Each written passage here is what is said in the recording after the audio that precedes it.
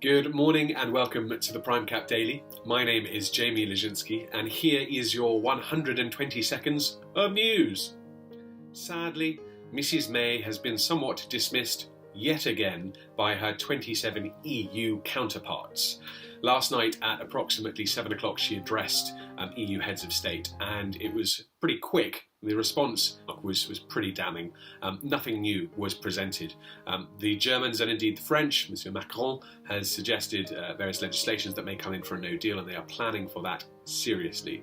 Michel Barnier seems to be backtracking from his comments earlier yesterday. So he is suggesting that more time is needed for talks on the subject of a deal. Retail sales figures for the United Kingdom out tomorrow, or rather later on today, I beg your pardon. We are hoping that they will show something fractionally positive. It is interesting to note, however, that overnight the pound, even in light of the information that came out about Mrs May's address to her EU counterparties, the pound remained consistent, which begs the question, has the market priced in no deal? By that we mean, have investors and institutions incorporated into their forecasts and expectations the worst case scenario? It is worth noting that no deal does not necessarily mean no deal ever.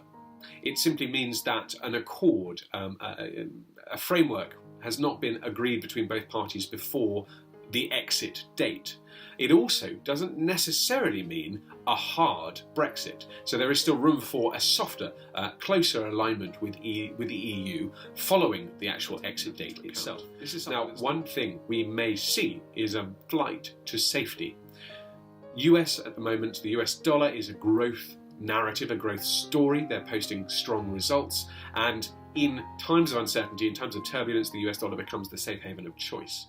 Yesterday we found ourselves at the Asian Business Association lunch, focusing on East African trade and what are the prospects for the region. And it was very interesting to note comments regarding the strength of the US dollar. Many African nations borrowing heavily from the Far East. Does a strong US dollar affect adversely the ability of these nations, these sovereign states, to repay their debts? And in London property news, Rokstone estate agency has partnered with a Parisian counterparty, and it was broadly announced in the Prime Resi publication that Rokstone's Becky Fatemi is delighted to be partnering with peers across the pond, across the channel, I beg your pardon. Is this indicative of a contingency? Is this London businesses attempting to secure a presence and a footprint on the other side of the channel, or is it simply timely?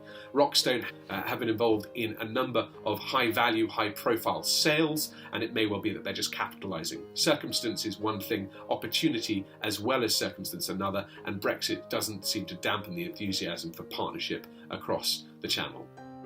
We thank you very much for your kind attention, and we will be in front of you again tomorrow.